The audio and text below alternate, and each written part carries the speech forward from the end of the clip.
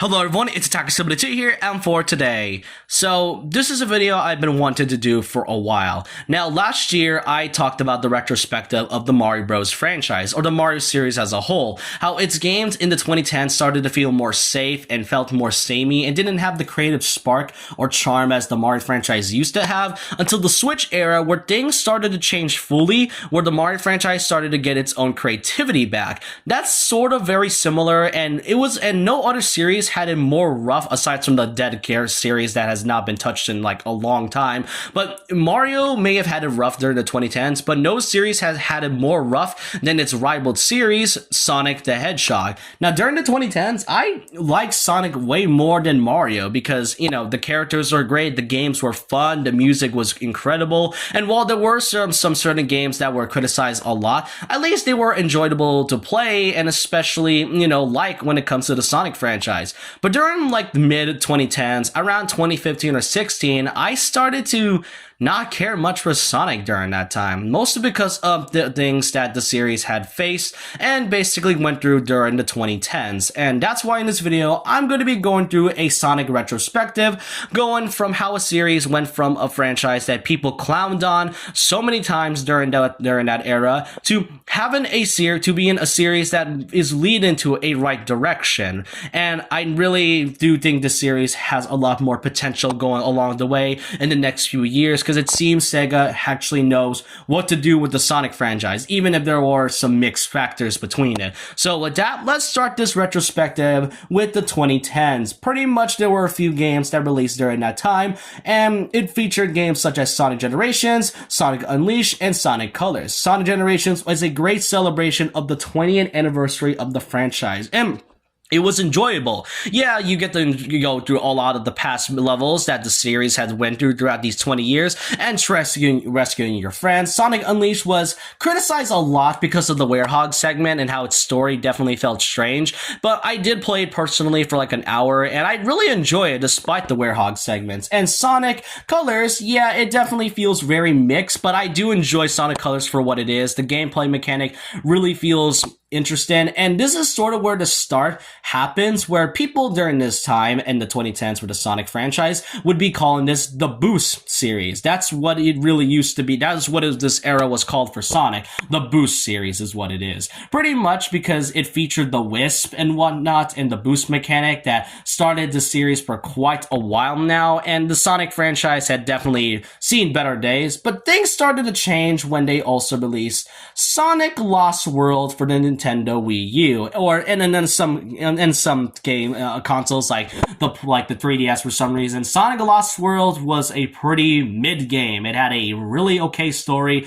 a very boring cast of villains like the Deadly Six. Like, I don't know why they are so boring. Levels felt really samey and felt like something you would see in like the new Mario Bros. Franchise, which has already been stale to death from Nintendo during that time. So Sonic Lost World definitely feels like a really mid game. But things started to change when this specific image came around. This right here is where it started. This whole image and the start of this new franchise for Sonic had fully traumatized the fandom as a whole because of what we see. We got to see a new design for not just Sonic, but also his friends, which notably Knuckles, who has changed a lot.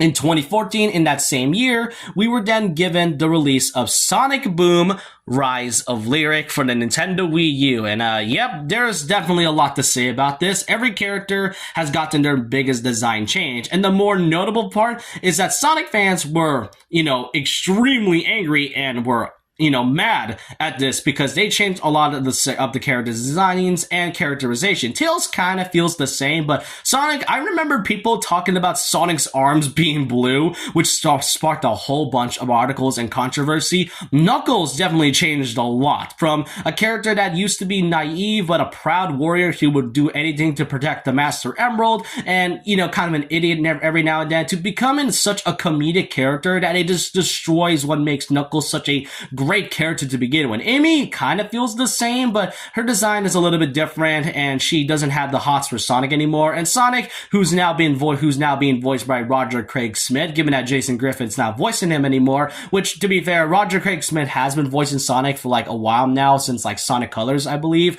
But it really starts to show how people were starting to get really mad during the Sonic series, especially with the Boom franchise. The Rise of Later was kind of the start. It had a pretty boring story. Shadow was here unnecessarily. Eggman and Metal Sonic had no part of the story, well, kinda, until like the very end, and then Metal Sonic was there for like 5 minutes or whatnot. The level design, and let's not forget, this game is pretty glitchy. I think for those that remembers the Knuckles Infinite glitch, you would know what I'm talking about. Then afterwards, we were then given Sonic Boom Shadow Crystal, released for the Nintendo 3DS, and it does feature the new character Styx the Badger, to which I wish she was part of the main Sonic universe, because her character design is pretty cool, her personality is eccentric and pretty funny every now and then, but yeah, Sonic Boom Shadow Crystal, it was already a bad reputation for the series as it is. And then 2016, we were then given the final Sonic Boom installment, being Sonic Boom Fire and Ice. There's nothing I could say about this other than the fact that it's quite a forgetful game. Though, ironically and funny enough is that during that time, there was also the Sonic Boom TV show that was exclusively on Cartoon Network. Or if you remember, I think it was also on Boomerang 2. Sonic Boom, funny enough, is way better than the games we were given. The characters in this one were way funnier, even with Knuckles being an absolute idiot and, you know, his butchering of his character and whatnot. And Sonic Boom has some really well executed jokes that it has no reason to be funny. The Eggman part where he basically says that the soup is hot, soup is cold, and the salad is hot. That generally made me laugh. It really goes to show that despite the games, the show has at least some better writing and some really funny jokes, and I liked it more in both an ironic and an unironic way. However, in 2017, we were given 2 new Sonic games. First of all was Sonic Mania, which really revitalized the 2D Sonic franchise. You can see that Sonic Mania gave a lot of great things, going from Sonic's 1 all the way to 3, with the addition of Sonic CD, because why not? And Sonic Mania featured brand new content, more new levels, new bosses, some notable characters like Fang the Sniper, of Bark the Polar Bear, and Bean the Dynamite, and some really cool bosses. The cutscenes were great, and Sonic Mania really goes to show that 2D Sonic was back to where it is. But during that same time, there was also Sonic Forces.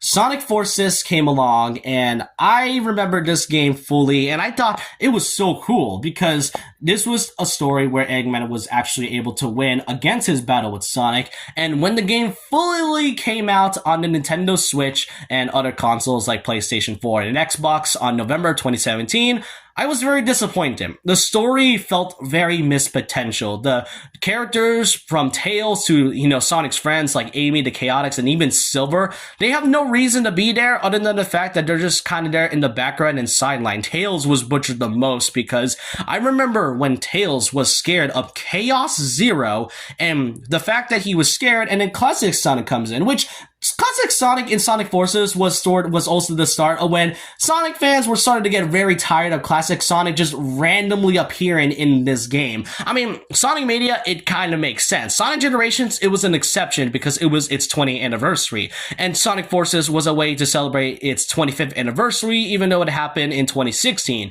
So 2017, it happened in a year, definitely made more sense. But Classic Sonic in this game generally feels like they were only adding it to pander to the fans, and especially to the ones that love Generations, which is ironic because this game was developed by both the developers of Sonic Generation and Sonic Colors, which, funny enough, only 3 developers from those 2 games were only part of this game. And it's not just that, the story, as I said, it was missed potential. The villains were such a letdown. Infinite felt like a really cool villain in design, but was poorly executed in the story. Chaos was only there to please the Sonic Adventure fans, even though, 1, you don't even get to see him as much, and 2, you don't even get to fight him. There was no boss fight of Chaos, and the levels just kind of feel the same.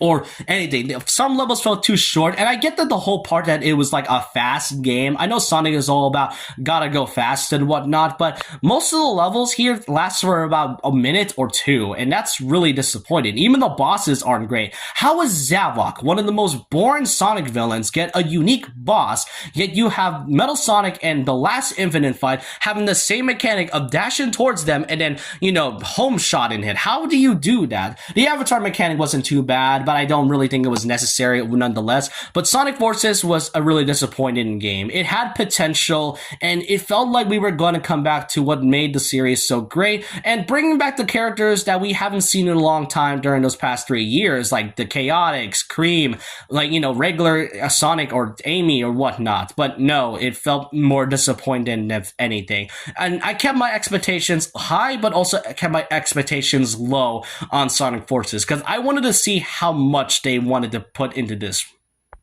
But then things started to get a little better, but then comes worse there on 2018. 2018, we were then given the new DLC, being Sonic Origins Plus Encore, which features new levels and the return of 2 characters, Mighty the Armadillo and Ray the Flying Squirrel. It really felt great to see these 2 characters who we haven't seen in a long time be playable in a Sonic game. I think the last time we saw Mighty and Ray was, I don't know when, I think it was the Chaotix, if I recall correctly. Like, it would feature Knuckles and the Chaotix, that game that has never been ported outside of that one specific console that I can't remember the name of. But overall, all I can say is that Sonic Mania Plus was a pretty great one, and it had some nice DLC factors. But then in December of 2018, we were given this teaser. The Sonic movie franchise, the Sonic movie fully revealed, or more so, it's teased with this specific poster. And when this was shown off, people, including myself, were freaking out. You see, the Sonic movie was planned for a while now, since 2013. It was meant to be made by Sony and whatnot, but then they backed out and was soon, given to Paramount Pictures, which is great, and then started its development in 2017. And then a year later, we were then given this specific teaser, and as I said, a lot of people freaked out because of the design of Sonic, because we weren't sure what Sonic was going to look like. It was going to be a CGI and live-action hybrid film, which during those 2010s, we were given films like the Garfield movie, and Smirks 1 and 2, and the Alvin and the Chipmunks trilogy, because why not? But a Sonic movie featuring a live action and CGI hybrid, it felt interesting, but kind of scary at the same time. But this teaser pretty much solidifies it, because we see a bit of human anatomy of Sonic. We do not know what the face looks like, and yet the shoes and the hands, they don't exactly give out Sonic vibes. It just kind of feels like a monster we're looking at. And we wouldn't see this trailer fully for a while until April 30th, 2019, where we were given this specific screenshot and this reveal of Sonic's design. And the internet, and including myself, were not happy about this. I mean, yeah, there were funny memes about it, but this one right here, oh boy, there was a lot to say about this. First of all, Sonic's face. Obviously, the eyes are very strange, and the fact that Sonic has these human teeth is what makes it really uncomfortable. The body shape is way more human anatomy-like than I thought, and his hands, for some reason, they don't give him the gloves, but he made his hands white for some reason. It makes no sense, because you also got a part of his mouth where it's kind of tan-like. So why exactly does he have regular skin tone, yet they gave his belly shape and also his hands white fur? It just felt so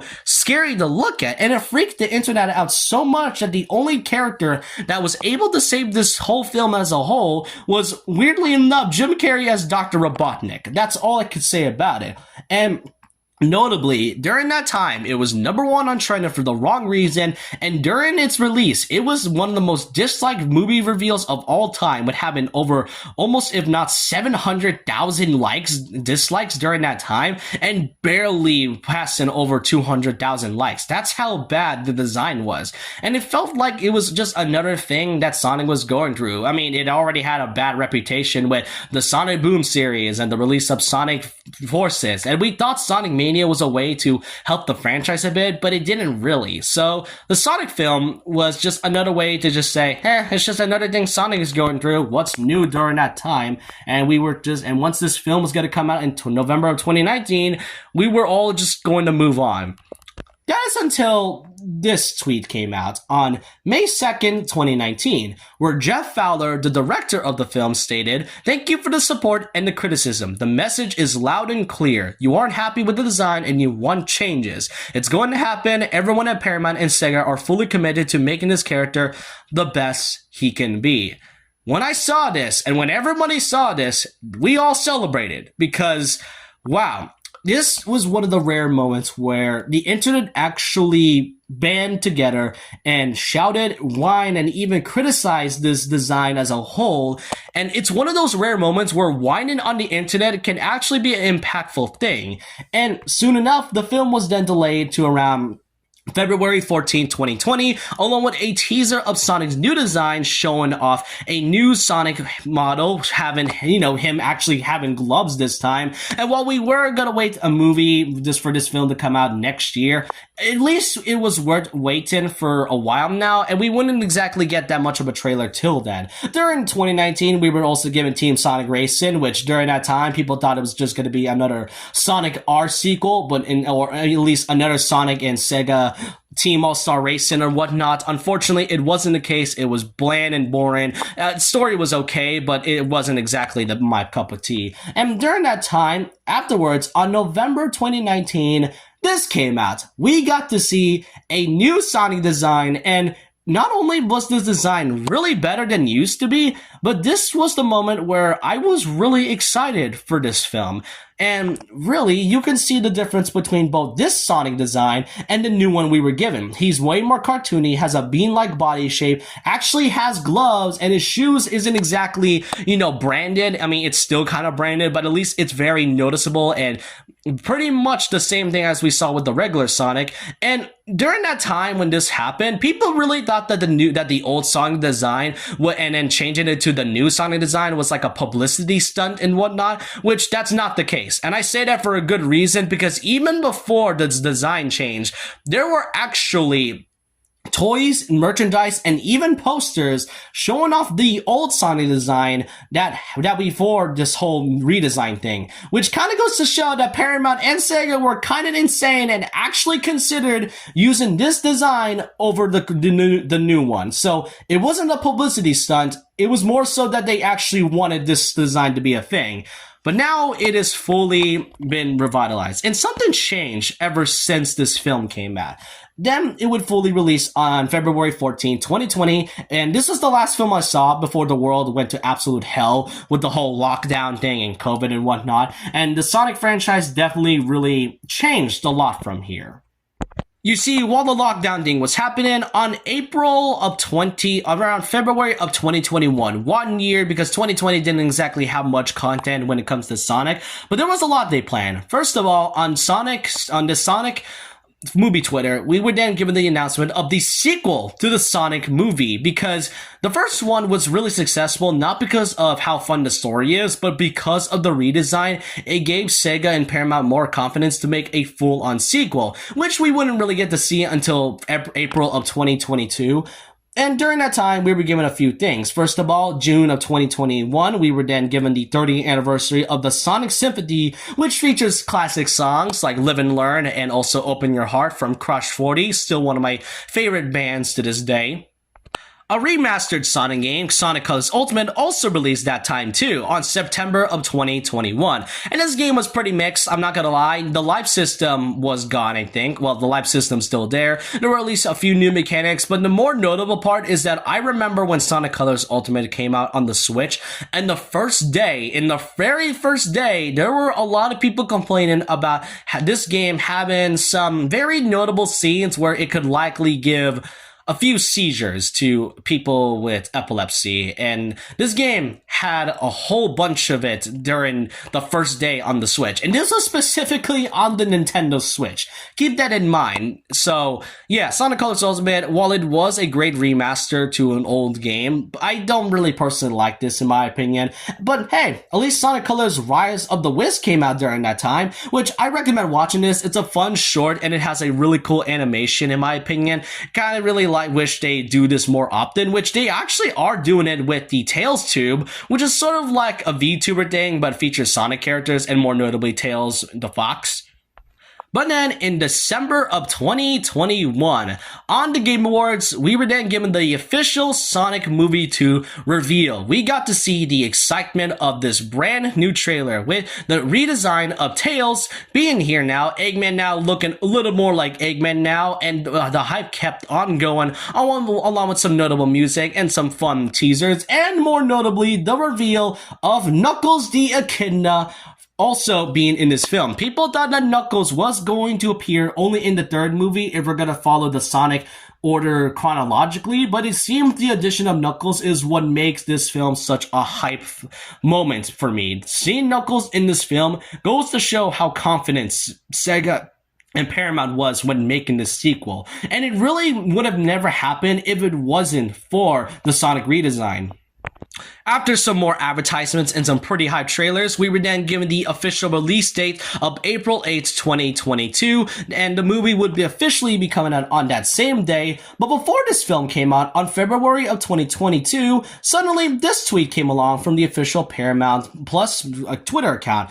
It stated that the third Sonic movie was already being in development, along with the announcement of a new Knuckles show that will be starring and voiced by Idris Elba, who was voicing Knuckles in this one. And seeing the fact that the third Sonic movie was being in development before the sequel had been released really goes to show how SEGA really had confidence in the sequel. And it goes to show because 2022 gave so much life into it, because Sonic Movie 2 was a great. It reached over $100 million, and what's even better is that 2022 was already just the start of the Sonic franchise, and what people dubbed this once the Sonic Boost franchise had now been turned into the Sonic Renaissance era.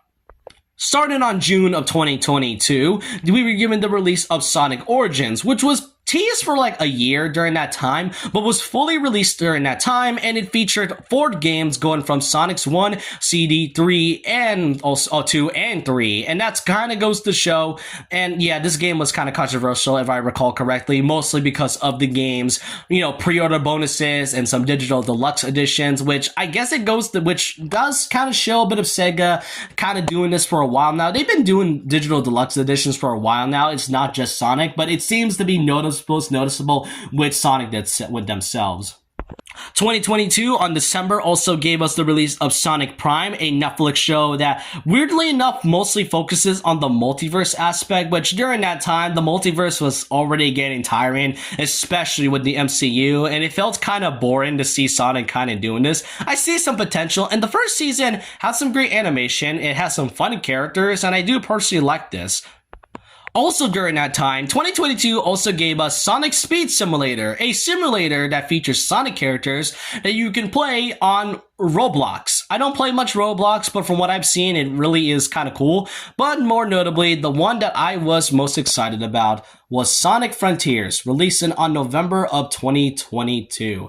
Sonic Frontiers, this game, yes, it has some flaws. The level design felt kind of short, and even though it felt kind of strange to look at it, Sonic Frontiers became one of my favorite games, notably for a few things. It brought back the mature themes of Sonic, and yeah, Sonic back then, people were making fun of Sonic because of how edgy it was supposed to be, but Sonic Frontiers goes to show that this game was great.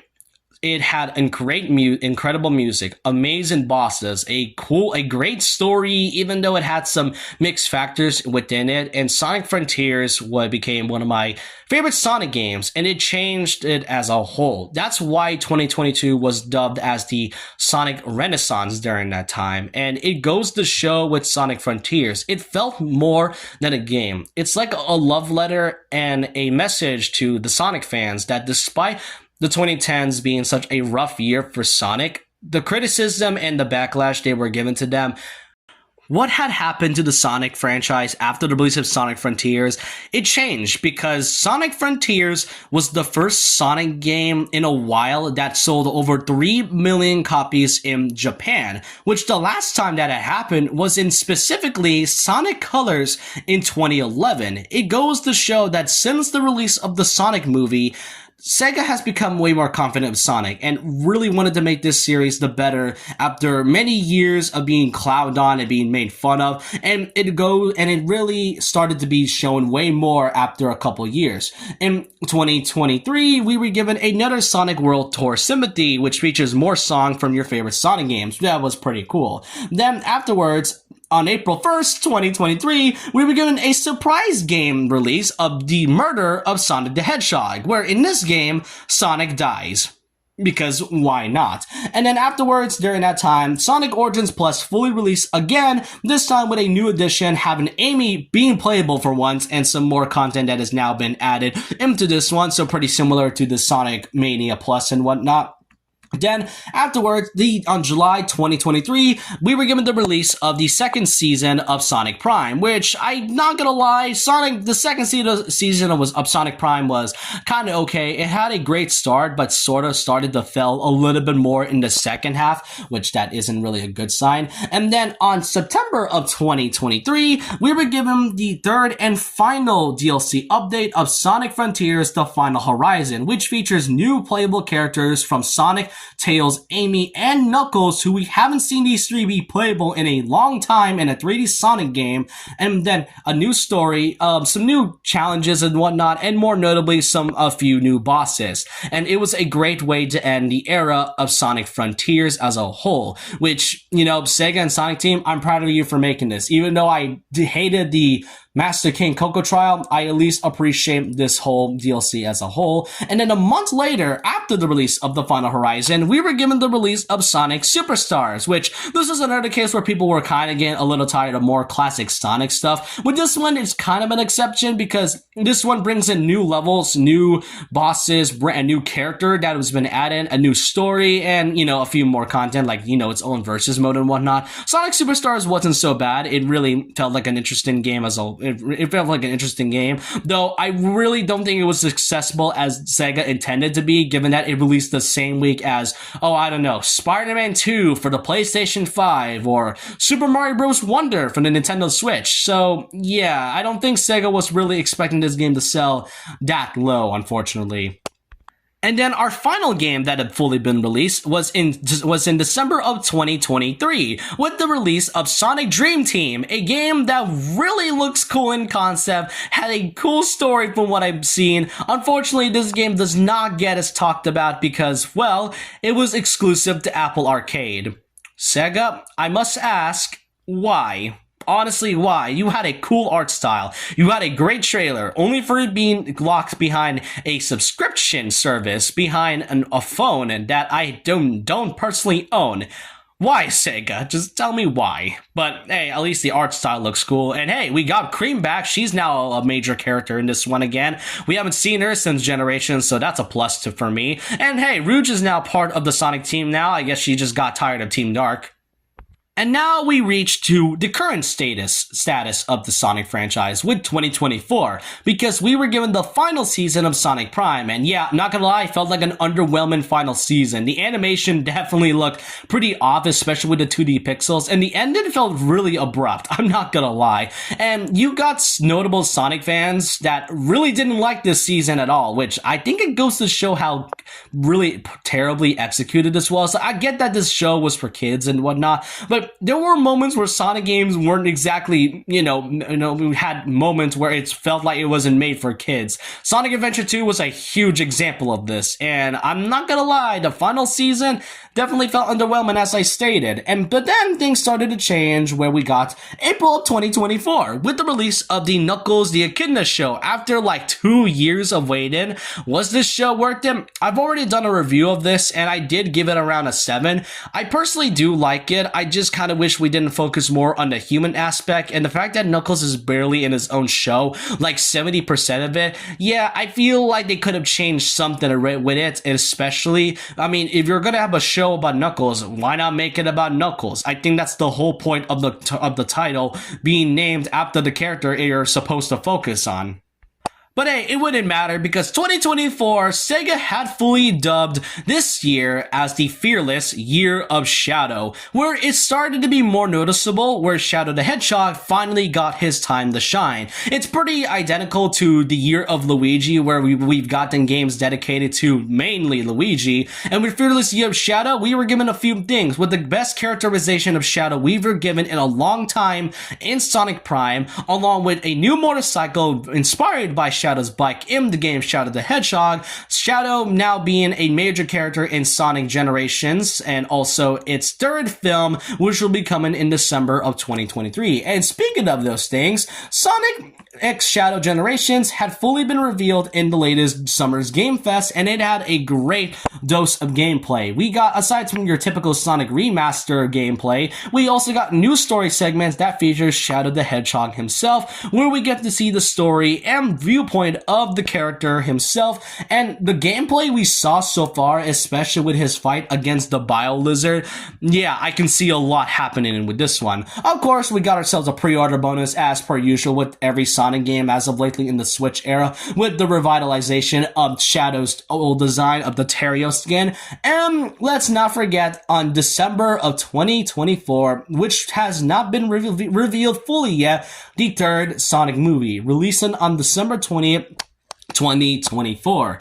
This right here is a great way to end this off. And with Sonic X Shadow Generations coming on October of this year, it felt more fitting for the last Sonic related content is to have a third Sonic film, which we have not seen a full trailer yet. We do not know what Shadow is going to look like, and we don't know what the story is fully about. But all I'm saying is that this design looks pretty fire so far, and I cannot wait to see what else is there to be in the future. But that's all I can say about this.